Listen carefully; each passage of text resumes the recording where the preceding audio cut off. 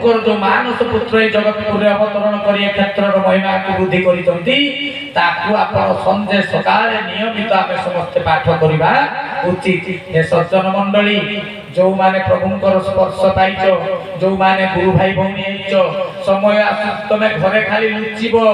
अपेक्षा कर खाई पारिबनी झाड़ा परिश्रा करि पारिबनी कारण तुमको घेरिकी गोराग भाई को 10,000 खंडे लोक थिबे कहीं ना तुमे प्रभु को छुई देइछ तुमे प्रभु को गाधेई देइछ तुमे प्रभु को सुर चक्षुरे देखिछ चलो हमकु टिके भाई तुमे देखै देई जाओ एते दाम बढ़ई देबे प्रभु आज समस्तकर दाम बढ़ई ना समस्तकर दाम बढ़ई देइछन आज प्रभु गुरु भाई भौणी कर देले साधारण भाई भौणी गुरु भाई भौणी कर देले। हे सज्जन मंडली